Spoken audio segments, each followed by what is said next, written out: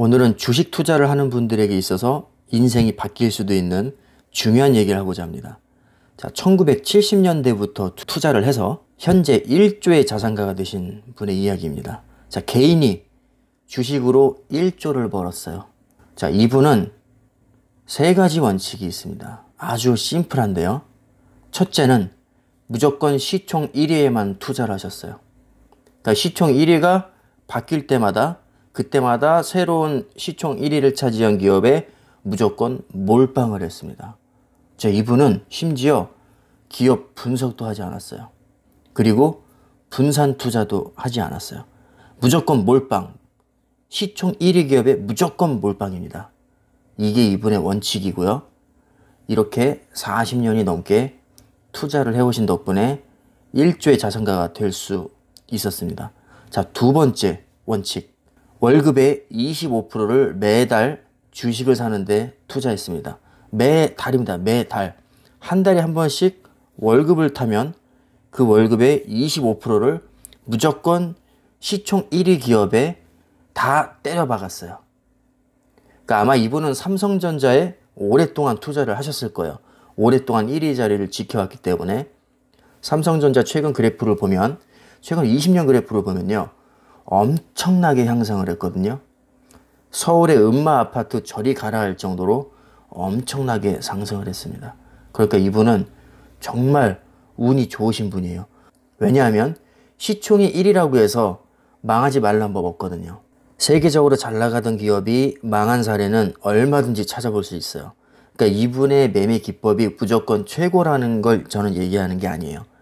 운이 아주 좋으신 분이에요. 자, 그리고 세 번째, 이분은 절대 손절하지 않았어요. 그리고 익절도 하지 않았어요. 한마디로 40년 동안 계속 월급의 25%를 붓기만 했어요. 절대 돈을 찾지도 않았고 손절도 하지 않았고 무조건 가만히 놔둔 상태에서 계속 추가 매수만 한 분입니다. 이분은. 자, 그러니까 바꿔 말하면 이분은 1997년 IMF 때도 손절을 하지 않은 거고요. 그때도 계속 산 거예요. 자, 그리고 2008년에 서브프라임 모기지 사태 터졌을 때, 리만 브라더스 파산했을 때, 그때도 이분은 손절하지 않았어요. 그냥 무조건 추가 매수만 했습니다.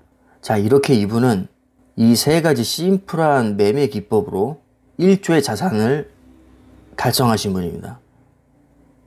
자, 근데 잘 생각해 보면 우리가 흔히 알고 있는 상식과는 정반대된 양상을 보이고 있어요. 자, 첫 번째로 한 종목에 몰빵하는 거. 자, 아무리 시총 1위라도 몰빵은 사실 위험하죠. 분산 투자는 투자의 가장 기본 원칙인데 이분은 그걸 지키지 않았어요. 자, 심지어 기업 분석도 하지 않았어요. 이게 예를 들면 이런 거랑 비슷한 거죠. 자, 전교 회장을 뽑아야 되는데 여러 가지 뭐 인성이라든가 교우 관계라든가 뭐 성격이라든가 성적이라든가 뭐 대외 활동이라든가 이런 것들을 종합적으로 우리는 고려를 해서 정당한 투표에 의해서 다수결로 보통 선출을 하죠. 근데 이분은 비유를 하자면 그냥 야, 여기서 전교 1등 누구야 공부. 그래서 전교 1등 하는 사람한테 그냥 회장을 시켜버린 그런 격인 거죠. 그러니까 어떻게 보면 되게 비합리적으로 선택을 한 거라고 보일 수 있어요. 왜냐하면 그냥 시총 1위 그게 다예요. 다른 거는 전혀 고려하지 않았어요. 그냥 시총 1위라는 이유만으로 거기에 몰빵을 하신 거예요. 심지어 분산 투자도 하지 않았어요. 물론 종목이 중간에 바뀌었을 수는 있어요. 시총 1위 자리가 바뀌면 그 새로운 시총 1위를 차지하는 기업에 또 몰빵을 하는 식으로 계속해서 투자를 해오신 겁니다.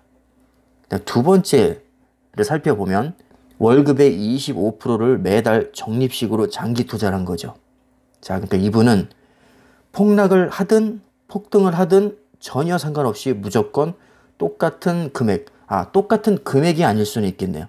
25%라는 똑같은 퍼센티지지만 만약에 급여가 오른다면 금액은 늘어났겠죠.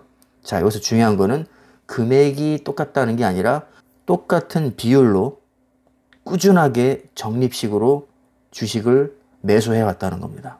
자, 솔직히 폭락하면 사기가 꺼려지죠. 폭등을 해도 사기가 꺼려져요. 왜냐하면 배가 아프니까.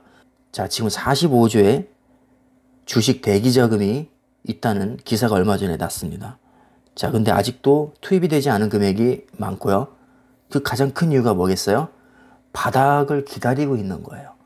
그러니까 바닥이 아직 오지 않았다고 생각하기 때문에 조금 더 저점에 들어가고 싶은 그런 욕심 때문에, 욕심이라고 표현하기가 좀 그렇죠. 이거 뭐 투자자로서 이익을 극대화하는 건 당연하니까요. 자, 욕심이라는 표현보다는 그냥 자, 저점에 들어가고 싶은 마음에 지금 재고 있는 거죠, 사실. 그러니까 아직은 본인이 생각할 때 저점이 오지 않은 거죠.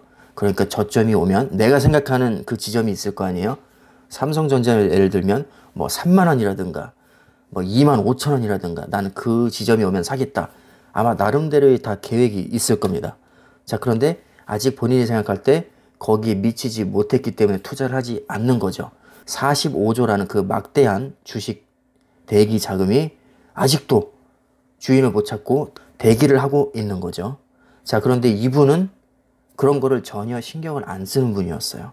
그냥 묻지마식으로 무조건 25%, 25%, 25% 폭락을 하든 폭등을 하든 무조건 25% 이렇게 쌓이다 보면 사실은 주식은 오르고 내리고 하게 되어 있잖아요. 우리가 그걸 맞출 수 없을 뿐이지 주가가 항상 우상향하거나 하향으로 내려가는 경우는 어디에도 없어요. 자, 결국에는 평단가는 어느 정도 맞춰질 거예요. 결국에 시간이 지나면 비슷한 금액을 계속해서 매입을 했을 때 결국에는 평단가는 어느 정도 중간에 맞춰지게 되어 있습니다. 그러니까 이게 장기 투자의 위력인 거죠. 저도 지금 그 방식으로 사실 매수를 하고 있고요. 저도 역시 삼성전자 우선주에 지금 몰빵을 하고 있는 상태입니다. 자, 그리고 세 번째, 이분은 절대 손절을 하지 않았어요. 이거는 사실 좀 위험할 수 있는데, 자, 손절을 하지 않았다는 거는 그만큼 믿음이 있었기 때문이죠. 자, 근데 그게 저는 납득이 가요. 왜냐하면 이분이 잡주에 투자한 게 아니에요. 테마주에 투자하지 않았어요. 무조건 1등주, 시총이 가장 높은, 망할 확률이 가장 낮은 시총 1위 기업만 투자를 했기 때문에 이분은 아마도 그런 믿음이 있었던 것 같습니다. 망하지 않을 것이라는 확고한 믿음. 이 믿음 덕분에 꾸준히 25%, 그러니까 월급의 25%를 꾸준하게 투자할 수 있었고 그 어떠한 폭락에도 견딜 수 있었던 거죠. 언젠가는 회복할 것이다. 이런 마음으로 아마 투자를 하지 않았나. 그런 생각이 들고요. 자, 우리가 상식적으로 1000억만 예를 들어도요. 지금 이분이 1조 자산가라고 하는데 1000억을 예를 들겠습니다. 1000억에서 5%만 빠져도 50억이에요. 자, 하루아침에 50억이 날아가 있습니다. 5% 만약에 하락을 했다면 자, 그거 견딜 수 있을까요? 자, 50억을 하루아침에 날렸는데 잠이 올까요? 자, 이분은 근데 거기에 굴하지 않고 계속해서 꾸준하게 매수를 했습니다. 자, 손절은 절대 하지 않았어요. 하루아침에 100억이 날아가도 200억이 날아가도 이분은 손절하지 않았다고 봐야겠죠. 자, 그러니까 이게 얼마나 대단한 건지 저는 솔직히 짐작조차 할 수가 없어요. 이분은 거의 도인 수준인 것 같습니다. 역시 큰 돈을 벌려면 이 정도 멘탈은 되어야 하나 봅니다. 자, 우리 일반 개미들은 하루에 100만 원만 날려도 아마 잠을 못 잘 거예요. 얼마나 더 떨어질까 노심초사하고 지금이라도 빼야 되나 손절해야 되나 아마 이런 고민에 휩싸일 겁니다. 자, 근데 이분은 한 번도 손절을 하지 않고 1조까지 온 거예요.